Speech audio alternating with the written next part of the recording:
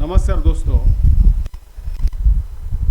इस समय भारत में आम चुनाव का समय है और कल 1 जून 2024 आम सभा चुनाव 2024 का अंतिम चरण का 7वां चरण है। उसके पूर्व संध्या पर आज आपके सामने एक ऐसा मत रखने जा रहा हूं जिसे आप समझिए कि क्या आप वास्तविक रूप से शासित हो रहे हैं। आप पे जो शासन करने वाले लोग हैं, जो आपके प्रतिनिधि आप चुनकर भेजते हैं, कि क्या वे आपके लिए काम कर रहे हैं। आप कल जब लोग आप वोट देने जाएंगे बिहार में, या लोग पहले से वोट दे रहे हैं, क्या उनके वोट का उनको कितना रिटर्न मिलता है। मेरा कहना ये नहीं कि उन्हें रिटर्न नहीं मिलता, लेकिन कितना मिलता है और कैसे मिलता है, इस पर थोड़ी हम लोग चर्चा करें। देखिए, बोर्ड पर लिखा है राजनीति और लोकनीति। सामान्यतः समझा जाता है कि जो राजनीतिज्ञ हैं, जब वे जनता के प्रतिनिधि के रूप में चुन के आते हैं तो वह लोक नीति माने लोगों के लिए नीति बनाते हैं। लेकिन मेरा यह सीधा सा विरोध है इस शब्द से। राजनीति जो शब्द है, ये शब्द जैसे भी हो, इसमें 2 शब्द छिपे हुए हैं। एक शब्द छिपा है राज और दूसरा है नीति। राज का मतलब यहाँ जनता का राज भी हो सकता है और लोकतंत्र में जनता ही राज करती है, लेकिन क्या वास्तविक रूप से यह राज जनता कर रही है? यह जनता के लिए राज है? नहीं है। 100% जनता राज तो नहीं कर रही। जनता अपना काम कर रही है और इन राजनीतिज्ञों के द्वारा जो प्रतिनिधि मंडल बनाए गए, जो प्रतिनिधि चुने जाते हैं, उसमें आप उनको वोट देके जब चुनवा के देते हैं तो रियल में वो राज करते हैं आप पर। वे जाते हैं आपके लिए लोक नीति बनाने, लेकिन वे करने लगते हैं क्या? राज। अब इसका सीधा मतलब देखिए कि एक व्यक्ति जो गरीब था, आप में हम में से एक था, वह जब चुन करके जाता है असेंबली में, वो अपर लोअर हो, वो संसद हो, विधानमंडल हो, तो अब उसका देखिए, जो व्यक्ति कल 2 वक्त के रोटी के लिए मोहताज था, मैं नाम लेके कहूँगा, मुलायम सिंह, लालू यादव उसी में से थे, और ऐसे कई नेता हुए, गरीब के लोग नेता हुए, बहुत ऐसे नेता थे जो गुदड़ी के लाल भी लाल बहादुर शास्त्री कहा गया था। ऐसे नेताओं की संख्या हजारों में है। जो प्रतिनिधि बनने के पहले उनका जो माली स्थिति थी बहुत ही दयनीय थी, लेकिन जो लोग आज इनका स्थिति देख रहे हैं वे एक राजा से कम नहीं हैं। तो क्या वे राज कर रहे हैं कि नहीं कर रहे हैं, ये मुझे आपसे कहने की जरूरत नहीं है। आपकी आंख अगर बिल्कुल जातिवाद से ऊपर उठ करके और आप समाजवादी विचारधारा से सोच रहे हैं और देख रहे हैं, तो आपको लगेगा कि आपके भेजा गया प्रतिनिधि वह तो राजा बन चुका है, और आपके लिए वह कैसा काम करता है, आप रंक हो गए और वो राजा हो गए। मैं नाम लेके कहना चाहूँगा, इसमें कोई अतिशोक्ति नहीं है। आप मुलायम सिंह का प्राचीन घर आप यूट्यूब पर या गूगल पर सर्च कर सकते हैं, झोपड़ी नुमा घर दिखाया जाएगा। लालू जी, जो बिहार के लालू प्रसाद हैं, जो पूर्व मुख्यमंत्री रह चुके हैं, रेलवे मिनिस्टर रह चुके हैं, उनके पूर्व घर को आप देखिए तो किस तरह के अपने भाई के घर में रह के पटना में सरवाइव कर रहे थे। आप मायावती के घर देख लीजिए, आप दूसरे पीएल पुनिया घर देख लीजिए। ऐसे हजारों नेता हैं कि जिनका अगर स्टार्टअप देखेंगे तो कहाँ थे और आज कैसे जगहों पर रह रहे हैं। तो क्या वो राजनीति, वो राज जनता के लिए था कि वो स्वयं के लिए था? इसका भी विश्लेषण करना जरूरी है। विश्लेषण करना जरूरी है, चूंकि वीडियो छोटा भी होना चाहिए, तो आप लोग बहुत लंबा बोर मारेगा। विश्लेषण ये है कि आप चले आइए दलों पर। जिसे मान लीजिए कि आम चुनाव का समय, तो हम लोग आते हैं लोकसभा के दलों पर। केंद्र में 2-3 दल बड़े माने जाते हैं, जैसे बीजेपी है, कांग्रेस है, और लेफ्ट भी चर्चा में रहता है हमेशा। ये 3 दल ऐसे हैं जो सेंट्रल स्तर पर दिखे जाते हैं। ऐसे कई राष्ट्रीय पार्टी हैं। केजरीवाल भी अपने पार्टी को झूठ सच बोल के राष्ट्रीय पार्टी बना लिए हैं। मायावती का भी पार्टी राष्ट्रीय पार्टी है। तो बात यह है कि ये पार्टियां जो हैं, ये जो नीतियां बनाती हैं, सबसे पहले अपने आप को सत्ता में लाने के लिए बनाती हैं। क्योंकि वे राज कर सकें, ये पार्टियां राज कर सकें। और जब पार्टियां राज करेंगी तो वे आपके लिए नीतियां बनाएंगे और कहती है कि हम तो लोगों के लिए नीतियां बना रहे हैं। लोगों के लिए नीतियां बिल्कुल बनाई जाती है, लेकिन यहीं पर विडंबना ये है कि आज के दौर में ये राजनीति शब्द नहीं होना ही नहीं चाहिए। राजनीति शब्द से परहेज है, ये होना ही नहीं चाहिए।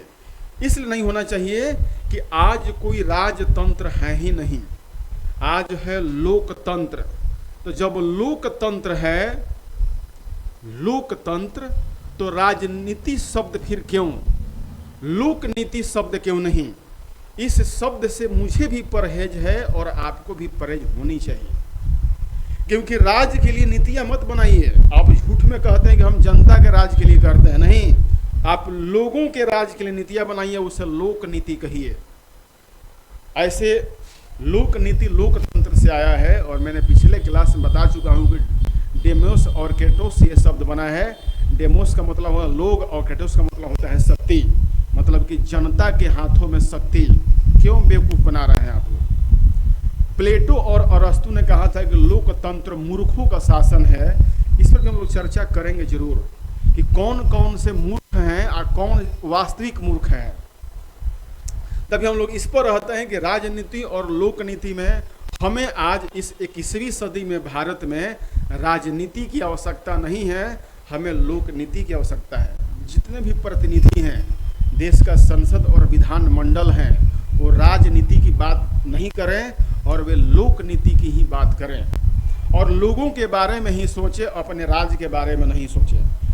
नेता कैसे राज करते हैं आप मुझसे बेहतर जानते हैं, तो इस पर हम अब चर्चा आगे बढ़ा रहे हैं। देखिए, राजनीति से लोकनीति की ओर, ये आज की बात नहीं है, आज़ादी के पहले से ही बात उठ रही थी। राजनीति मत कहिए, क्योंकि राजतंत्र समाप्त हो चुका है। हम लोग राजनीति से लोकनीति की ओर जब तक कदम नहीं बढ़ाएंगे तो वास्तविक रूप से लोगों का वास्तविक उत्थान नहीं हो पाएगा। जिसको हम लोग कहते हैं कि अंत्योदय, माने समाज के अंतिम पैदान पर बैठे हुए व्यक्ति को हम लोग उदय नहीं करा पाएंगे, तो फिर आपके राजनीति सही नहीं हो पा रहा है। जब तक आप लोक नीति नहीं बनाएंगे और सभी के लिए नीतियां समान जो हमारे संविधान में नहीं कायम होगा, तो फिर ये बेकार है हमारा लोकतंत्र। अब इसमें राजनीति से लोकनीति की ओर बात विनोबा भावे भी कर चुके थे। विनोबा भावे भूदान आंदोलन के जनक थे। वे अमीरों के पास गए, जिस समय अमीरी का मतलब जमीन हुआ, जमींदारी प्रथा थी। जमीनों को भूदान माने भूमि का दान लिए और गरीबों को और संस्थाओं को जमीनों को दान में दिया। और उन्होंने बहुत, एक सिंगल व्यक्ति ने, अकेला व्यक्ति ने बहुत बड़ा काम किया था। अगर इसी चीज़ को, ये नहीं कि दूसरे के संपत्ति लिए दूसरों को दीजिए, सही नीतियाँ बनाई जाए, लोगों के पक्ष में नीतियाँ बनाई जाए, राज शब्द ये बिल्कुल होना चाहिए। देखिए, आज जिस तरह से एक सीट पर 50-50 प्रत्याशी खड़े हैं, वो उसमें से 99.9 आपके विकास के लिए नहीं खड़े हैं, वो सिर्फ अपना राज देखना चाह रहे हैं।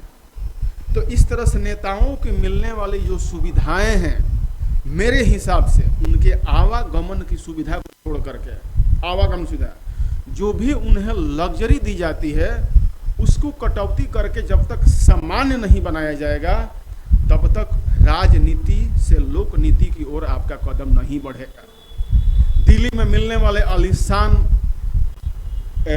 मेंबर ऑफ पार्लियामेंट के लिए जो भवन दिए जाते हैं, उसे राजमहल से वो कम नहीं होता है। नौकर चाकर, माली, गाड़ी, बॉडीगार्ड, कोई ज़रूरत नहीं है। लोक कल्याण करने वालों को कोई मारता नहीं है। महात्मा गांधी कितने बॉडीगार्ड लेकर के चलते थे? आप कहेंगे उनको तो गोली मार दिया गया। उनको गोली मारने वाले भी उनको प्रणाम करके गोली मारा था, उनका चरण स्पर्श से गोली मारा था। महात्मा गांधी गोली किसी वैमनस्य में नहीं मारी गई थी, विचारों का मतभेद से उन्हें गोली मारी गई थी। रियल में जो वास्तविक नेता है, वह उसे जनता क्यों मारेगी? जो लोगों के लिए नीतियां बनाएगा, जो लोगों के लिए काम करेगा, उसे जनता कभी गोली नहीं मारेगी, उसे मर्डर नहीं करेगा। ऐसे लोगों के लिए इस लग्जरी की जरूरत नहीं पड़ती है।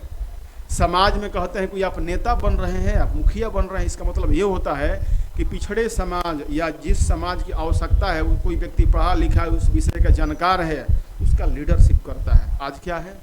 गधे, अनाड़ी, लुटेरे, बलात्कारी, डकैत, जितने भी प्रकार के आप देख लें 50-50 प्रकार के आरोप लगे हैं और वो प्रतिनिधि चुन के चले आते हैं। तो ये तो बात बिल्कुल सही है कि उनको चुनने वाले मकार ही होंगे, बेवकूफ़ ही होंगे। मैं बिल्कुल नाम लेके कहूँगा जी, केजरीवाल के भाषा में जी मैं भी बोलूँगा जी। केजरीवाल कहते हैं जी कि जी मुझे तो केंद्र सरकार जो है जेल में मारने की व्यवस्था बना रही है जी।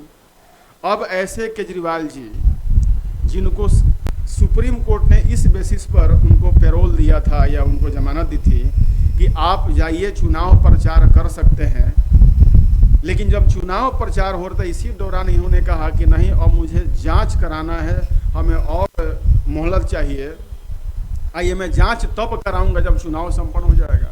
इनको इस बात को कुछ लोग बहुत ही मजे लेकर सोच रहे हैं कि अरे भाई केजरीवाल कितना अच्छा बात कह दिया। ये सब बेवकूफ़ लोग हैं। मैं सीधे कहना चाहता हूं कि दिल्ली में करोड़ों लोग जो बेवकूफ़ हैं, लाखों बेवकूफ़ हैं जो केजरीवाल के समर्थन में आते हैं, या तो बेवकूफ़ हैं या जानबूझकर केजरीवाल के फ्री राजनीति के लिए वोट देते हैं। अब तो दिल्ली से बिजली का भी बिल बढ़ा हुआ आ रहा है। पानी बिजली फ्री होने के लिए ऐसे व्यक्ति को लाते हैं जो चमगादड़ है, आपका चमड़ी शरीर से खींच लेगा। मैं खुल के कह रहा हूँ, मैं कोई राजनेता नहीं हूँ। तो बात यही है कि ऐसे लोग क्या नीतियाँ बनाएंगे। आज इस भीषण गर्मी में दिल्ली में 2 बाल्टी के लोग तरस रहे हैं और ये केजरीवाल कहा था कि हम तो दिल्ली को ऐसा कर देंगे कि घरों में नल हो जाएंगे। आज वही लोग जो इनको बाल्टी में पानी ले जा रहे हैं गर्मी में 2 बाल्टी, वही इनके वोटर हैं। वास्तविक रूप से केजरीवाल के दिल्ली में वोटर पढ़े लिखे लोग बहुत कम है, मुट्ठी भर। और कुछ पढ़े लिखे लोग वोटर नहीं है इसके पार्टी में हैं जो अपनी बुद्धि या विवेक का इस्तेमाल करके ऐसे बेवकूफ़ों से वोट लेते हैं। केजरीवाल के पार्टी में बहुत पढ़े लिखे लोग हैं और इसके वोटर हैं जो बिल्कुल इसके अपोजिट हैं। इसी पर केजरीवाल की पार्टी चल रही है। जब केजरीवाल के पार्टी के संस्थापक में किरण बेदी थी, प्रशांत भूषण थे, शांति भूषण थे, कुमार विश्वास थे, बहुत पढ़े लिखे लोग थे, वे सब इसके चतुर नीति के चलते इसका साथ छोड़ दिए हैं। तो मेरा यही कहना है, मेरा अपना विचार है, अपना निजी विचार है कि जब तक राज शब्द को नहीं हटाएंगे तो ये नीतियां लोगों के लिए नहीं बन पाएगी, राज के लिए नीतियां बननी शुरू होंगी। देखिए कुछ व्यंग किया गया है। व्यंग है अनकही राजनीति में है कि अब एमएलए नहीं एमपी बनने की ख्वाहिश है। एक राजनेत्री हैं और एमएलए बन चुकी हैं, मलाई भोग चुकी हैं और उससे बड़ा मलाई भोगने की ओर ये आगे बढ़ रही हैं। आगे देखेंगे कि तुम्हें तो राजनीति की पाठशाला में जाना चाहिए, 30 जून को कार्यशाला है। मनोज पटमेरी जो लोग सिखा रहा है मैंने किस तरह से राजनीति में मलाई मिलेगा आपको। हमारा नेता जिंदाबाद, ये लोग कौन है देखिए, जिसने भी व्यंग किया है, व्यंग किया हुआ मेरा नहीं है। एक झंडा लेके चाटुकार खड़ा है, एक गुंडा खड़ा है इनको वोट दिलवाने के लिए। और साधु यादव भी कभी बिहार में गुंडा ही हुआ करते थे, मैं नहीं कह रहा, लोग कहते थे, अब तो उनके भगिने भी कहते हैं। और माना था कि लालू जी का जो बक्सा लूट होता था उसमें साधु यादव का भी कारनामा होता था। खैर मैं अगर किसी को लगा हो बुरा तो इसके लिए क्षमा चाहता हूँ। और जिस तरह से नोट की गड्डियाँ और नोट के बंडल फेंके जाते हैं, ये सभी लोग जानते हैं कि कैसे करोड़ों बंडल पकड़े जा रहे हैं। तो ये सब राज करने के लिए नीतियाँ हैं। अगर प्रतिनिधि करोड़ों रुपया अगर लगाएगा चुनाव में तो उसका तो वसूली भी चाहेगा। खुद सरकार कहती कि इतने लाख रुपए, 90 लाख रुपए लोकसभा में खर्चा कर सकता है। अब एक गरीब प्रतिनिधि के पास तो 9,000 रुपये नहीं होंगे, 900 नहीं होंगे, तो क्या कभी वो चुनाव नहीं जीत पाएगा। उसके दिमाग में जो लोगों के लिए नीतियाँ हैं तो लोगों के सामने नहीं आ पाएंगी। नोटों की बंडल वाले की नीतियाँ ही लोगों के पास आएगी, तो पहले तो वह नीति ऐसा बनाए कि पहले नोट का बंडल जितना लगाए तो उसका 10 गुना कमा सके। कहाँ है जनता। वास्तविक में यहाँ पर अरस्तु और प्लेटो के विचार चरितार्थ हो रहे हैं कि लोकतंत्र मूर्खों का शासन है, लेकिन इसका विचार कतई बातें नहीं है। अम्बेडकर भी कहे थे, बहुत लोगों ने कहा था कि भारत में लोकतंत्र तभी सफल नहीं हो पाएगा जब तक सभी लोग पढ़ लिख नहीं जाएं। आज भारत दशा देखिए, कुछ जाति व्यवस्था ऐसी है कि उसके जाति को उम्मीदवार कितना भी घटिया से घटिया क्यों ना हो, और उसी समाज की लड़की से बलात्कार क्यों नहीं किया, उसी समाज का जमीन हड़पा क्यों नहीं हो, फिर भी उसी को वोट देंगे। लास्ट में बोले कि जाए कहाँ, मेरा जात का है। कहाँ से लोक नीति बनेगी, वो जात नीति बनेगी। और जात नीति नहीं, वो आप नीति बनाएगा, अपने लिए नीति बनाएगा, क्योंकि उसके लोग उसके लिए कहीं ना कहीं पागल हैं।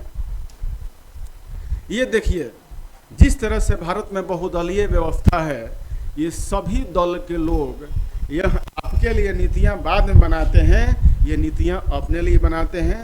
तो मुझे तो बस यही कहना है, कोई अगर बहस करना है तो आके दो हाथ बहस कर ले कि राजनीति को हटाकर के लोक नीति में बदलना ही चाहिए, और प्रतिनिधियों को दी जाने वाली जो लग्जरी सुविधाएं हैं उसको तो कटौती करना ही होगा। केजरीवाल जी ने कहा था, हाँ जी भैया दिल्ली के जनता लोग, मैं बोल रहा हूँ कि मैं ना गाड़ी लूँगा ना बंगला लूँगा जी, मैं कुछ नहीं लूँगा जी। और आज देखिए केजरीवाल को, भारत में सबसे ज़्यादा आलीशान किसी मुख्यमंत्री का आवास है तो मानिए केजरीवाल जी का है जी। आप जाके झांकिए उसको, वो शीश महल ऐसा है, उसके दरवाजे पर खड़े हुए दरवाजा अपने आप खुल जा सिम सिम हो जाएगा, किचन के दरवाजे अपने आप खुल जाएंगे, और इसके बावजूद भी स्वाति मालिवाल जाकर उनका ड्राइंग रूम में पिट जाएगी। तो इस तरह से जो राजनीति केजरीवाल अपने रूम में बैठ के बना रहे थे और स्वाति मालिवाल को पिटवा रहे थे अपने पीए से, तो ये सब राजनीति का ही परिणाम है।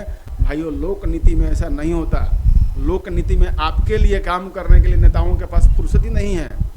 मैं आज के प्रधानमंत्री को तो कुछ ना कुछ तो इसमें जरूर नंबर देना चाहूँगा कि वह लोक नीति के लिए ज़्यादा काम करते हैं, और बहुत से संविधान के ऐसे नामों को बदले हैं जो लोक नीति के आधार पर हो गया है। आगे आते हैं, ये भी वही बहुदलीय व्यवस्था। देखिए, ये ऐसे लोग हैं जो अपने अपने पार्टियों के लिए अपने जान देने के लिए तैयार है। अभी देखिए आप बिहार के सिवान में 2-3 लोगों की जान चली गई। कौन प्रतिनिधि चुन कर आएगा, कौन सत्ता का माई चाटेगा, और जो मर गया उसकी पत्नी और बाल बच्चों और माता पिता क्या हाल चुका।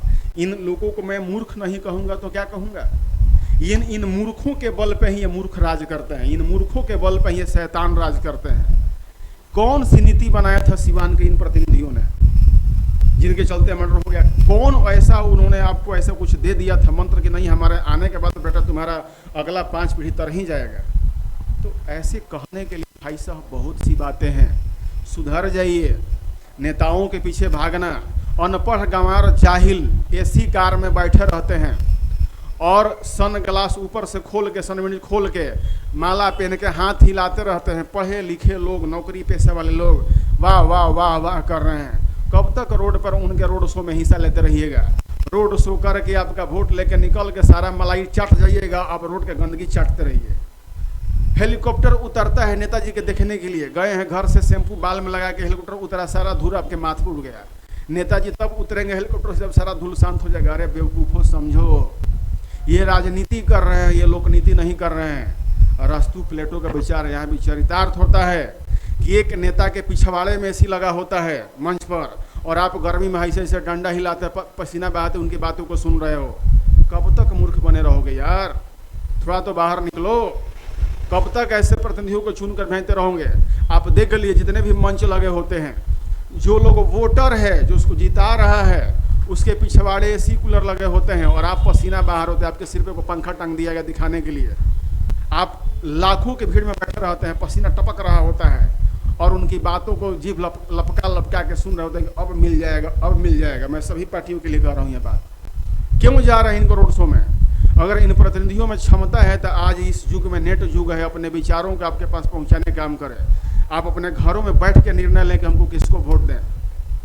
जब तक आप सही से सोच के वोट नहीं देंगे, पसीना टपका के वोट देंगे, बसों में भेड़ बकरी की तरह कोच के लाए जाएंगे आप 500 रुपया के नोट पर, और मूढ़ी खिलाने के नाम पर, और पटना में नाच देखने के नाम पर, तब तक लोकतंत्र सजीव नहीं हो पाएगा। आप राजतंत्र में ही जी रहे हैं, वो राजनीति कर रहे हैं। लोग कहते भी कि हम तो राजनीति कर रहे हैं, वो लोकनीति नहीं कर रहा है। उभरिए इससे। कहने की बहुत सी बातें हैं, और अंत में देखिए क्राउन बनाया गया है। जब राजनीति करने वाले लोग आप जैसे मूर्खों का वोट लेकर के राजा बन जाते हैं, तो वे अपने सिर पर ऐसे ताज पहन लेते हैं, और इस ताज की रक्षा करने वाले बॉडीगार्ड आपको उनसे मिलने भी नहीं देंगे, वो मिलेंगे नहीं। आरा के भी एक ऐसे ही प्रतिनिधि हैं, RK सिंह, राजकुमार सिंह। हमारे ही गांव में एक बच्चे का, जो मेरा छोटा भाई जैसा था, 7 दिन तक अगवा करके उसकी हत्या कर दी जाती है, और पुलिस विभाग, पूरा जिला प्रशासन तक कुछ नहीं कर पाता है। अंत में उसकी बॉडी मिलती है, और हमारे आरा के प्रतिनिधि RK सिंह कहते हैं कि मुझे तो पता ही नहीं था। अबे छोटा, तुम प्रतिनिधि किस लिए था? तू किस लिए उस गांव में गया? फिर भी गांव के लोगों को मूर्ख बना के राजनीति करके झूठ सच बोल के मनवा लिया कि हम वोट देंगे। दोबारा कोई और बच्चा अगवा होगा, उसकी हत्या नहीं होगी, उसे गारंटी देंगे RK सिंह? हद है। आप गारंटी लीजिए कि आप हमारे अगर प्रतिनिधि बन रहे हैं तो इस तरह की घटनाएं 100% बंद होनी चाहिए। चलिए हम मान लेते हैं कोई भी घटना 100% बंद नहीं हो सकता, लेकिन आप कैसा प्रशासन था बिहार का, भोजपुर एसपी क्या कर रहा था कि 7 दिनों तक अगवा एक सामान्य बच्चे को जो मुखिया के प्रतिनिधि के साथ 10 साल तक काम कर चुका था उसको लोग नहीं निकाल सके। लेकिन एक वहीं राजकुमार सिंह कोई बेटा भतीजा अगवा हो जाए तो सारे प्रशासन इनके पाहुन दामाद की तरह पीछे लग जाएंगे और खोज निकालेंगे 24 घंटे में। ये आम जनता मूर्ख नहीं है तो है क्या? तो सबक लीजिए मूर्खों। मैं भी आप ही में से एक मूर्ख हूँ यार, मैं भी बटन दबाता हूँ और मुझे भी आज वो नहीं मिला जो आपको नहीं मिला है। मैं अपने आप को तेज तरह नहीं समझ रहा हूँ, लेकिन बात यही है कि मैं बटन दबाने से पहले 1000 बार सोचता हूँ। प्रतिनिधि मेरे अनुकूल नहीं है तो मैं जाके नोटा का बटन दबाने के लिए अपना पसीना नहीं बहाता, मैं वोट ही नहीं दूंगा। वोट का बहिष्कार मैं कर देता हूँ। अब मैं इस बार भी वोट का बहिष्कार करने जा रहा हूँ, क्योंकि हमारा प्रतिनिधि जब मेरे गांव की रक्षा नहीं कर सकता, एक मेरे छोटे अनुज की रक्षा नहीं कर सकता, तो मैं ऐसे बेवकूफ़ों को वोट नहीं दे सकता। अब मैं अपील करता हूँ अपने गाँव वालों को कि वोट का बहिष्कार करना चाहिए। तो बात ये है कि ये क्राउन जब पहन लेते हैं तो वे सोचते हैं कि हम तो राजनेता बन गए, हम तो क्या बन गए। अब देखिए अगली बात, लोक नीति। ये भारत का संसद भवन है, भले फोटो में आपको प्राचीन संसद भवन का ही रूप दिखाई दे रहा है, लेकिन है तो संसद का ही प्रतीक। लोक नीति की यहाँ पर चर्चाएं होती हैं। जब ये चुन के चले आते हैं, राजनीति करके राजनेता बन जाते हैं और यहाँ बैठते हैं तो कहते हैं कि हम लोगों के लिए नीतियाँ पॉलिसियाँ बनाएंगे। इसमें से ऐसे अनेक ऐसे चोटे हैं जिनको तो कुछ आता ही नहीं है, वो पूछते हैं जी कि हमको क्या बोलना है। ऐसे ऐसे गधे इसमें चुन के चले जाते हैं जिनको लगता है कि ये तो बहुत बड़ा महल है, फ्री का यहाँ पर कैंटीन है, मलाई खाने का थोड़ा सा पैसा में, तो मजे मजे है। लोक नीति बन रही, आप देखेंगे जब संसद में, मैं इसलिए कह रहा हूँ कि संसद भवन में जब चर्चाएं होती हैं तो अब की सेशन में तो पिछले 5 साल तो लगातार विपक्ष हाय तौबा कभी चर्चा होने ही नहीं दिया। अरे जब चर्चा नहीं होगी तो लोक नीति बनेगी क्या बेशर्मों? और अब तुम बेशर्मों को जो लोग वोट दे करके भेंट दिया, उनमें मूर्खों से भी कहना चाहूँगा कि क्यों इन लोगों को वोट देना है, वोट का बहिष्कार करना चाहिए। आप अपने राजनेता से कहिए कि मैं आपको वोट देता हूं, तो आप जाके संसद में पूरी तरह हमारी बातों को रखिएगा, हमारे लिए प्रश्न उठाएंगे। हमारे यहाँ पानी नहीं है समय पे, हमारे यहाँ अनाजों का उत्पादन ढंग से नहीं हो पा रहा है, सूखा पड़ रहा है, अकाल पड़ रहा है, बाढ़ आ रहा है, कब तक इसका समाधान होगा? आपके प्रश्न कब उठाएंगे? मैं बात करता हूँ, चलिए आरा जिला का ही बात करता हूँ। आरा जिला में जिस तरह से जल में आर्सेनिक की मात्रा बढ़ती जा रही है, इसके लिए कभी आरकेसी में बात उठाए? मैं तो कभी, मुझे लगता है कि मैं आरकेसी को कभी संसद भवन में देखा ही नहीं। वो तभी जाते हैं जब वोटिंग वगैरह की बात की जाती है या कुछ अपने बात रखने होंगे। तो इस तरह से लोक नीति यहाँ पर बनती है, लेकिन उतनी ही बनती है कि ये राजनेता बने रहें और आपको मूर्ख बनाया जा सके। लोक नीति के बारे में विनोबा भावे ने अखिल भारत सर्व सेवा संघ प्रकाशन के माध्यम से अपनी बातों को प्रकाशित किया था और बहुत लंबी चौड़ी बातें कही थी। इस पुस्तक का मुझे पढ़ने का सौभाग्य मिला था। आज ये पुस्तक मेरे पास उपलब्ध नहीं है, लेकिन इस पुस्तक को पढ़ने के बाद अगर आप पूरी तरह से पढ़ लेंगे तो आप बिल्कुल ही विद्रोह कर देंगे, जयप्रकाश नारायण बन जाएंगे। तो मैं विद्रोही बनने की बात नहीं कह रहा, लेकिन वोट का बहिष्कार करने के बाद मैं तब तक कहूँगा जब तक ये राजनेता आपके लिए सही नीतियों को नहीं बनाए। आपके संसदीय क्षेत्र में या विधानसभा क्षेत्र में जो भी प्रतिनिधि चुन के आता है, वो अगर आपके लिए वास्तव में काम करने वाला होगा तो विधानमंडल की बैठकों को छोड़ करके और संसद की बैठकों को छोड़ करके वो वर्षों तक आपके पास ही, आपके बीच में रह के आपके लिए काम करेगा। कितने ऐसे प्रतिनिधि हैं जो आपके बीच में हमेशा उपलब्ध होते हैं? नहीं मिलते हैं, खोजने पर भी नहीं मिलते हैं। तो बात यही है कि लोक नीति और राजनीति शब्द में आपको चयन करना होगा कि हमें किसे अपनाना है। और अभी भारत में राजनीति ही हो रही है कि हम राजनेता बने तो आपके लिए नीति बनाएंगे। तो लोक नीति का मतलब होता है कि लोगों के बीच में हो करके सब लोगों के लिए सिद्धांत और व्यवहार के रूप में जब तक नीतियां नहीं बनाई जाएंगी तब तक भारत में लोकतंत्र सफल नहीं होगा और प्लेटो और अरस्तु का यहाँ विचार चरितार्थ होता रहेगा भारत में। लोकतंत्र मूर्खों का शासन है। आप अपराधियों, जाहिलों, गवारों को वोट देते रहेंगे और मूर्ख बनते रहेंगे। अंत में यह कहना चाहूँगा, मेरा कतई यह तात्पर्य नहीं है कि मैं भारत की लोकतंत्र के बारे में गलत भावना कहूँ। मेरे शब्द का चयन अगर गलत है तो मैं उसके लिए माफ़ी चाहूँगा। लेकिन हम भी एक जनता है, मेरा भी मन में प्रतिशोध है ऐसे लोगों के प्रति। जो मैंने आर के सिंह की बात कही, तो प्रतिशोध तो है ही, मन में क्षुब्धता है कि आखिर हमारे लिए नीतियाँ कौन सी हैं, कब तक हमारा उद्धार होगा। हम बिहार के निवासी हैं, बिहार आज भी गरीब और पिछड़ा है। कब तक बिहार गरीब और पिछड़ा रहेगा? कब तक बिहारियों से खेल होता रहेगा? बिहार के लोग कब तक जात के नाम पर वोट देते रहेंगे? कब तक पीसते रहेंगे? जात के आधार पर अपने ही जाति के प्रतिनिधि चुन लेने और सरकार बनाने देने, उनको क्या मिला है इसका मूल्यांकन कभी वो बेवकूफ़ करते नहीं। मुझे जनता को बेवकूफ़ कहने का अधिकार नहीं है, लेकिन फिर भी ये शब्द जो हैं ये क्षुब्ध होकर निकल रहे हैं। मैं उन जनता से ही माफ़ी चाहूँगा जो लोग मुझे सुन रहे होंगे। लेकिन आप अगर मेरे बातों को गहराई से सोचेंगे तो आपको लगेगा कि नहीं, मैं गलत नहीं हूँ और पूर्णतः गलत नहीं हूँ। तब तक के लिए खराब शब्दों के लिए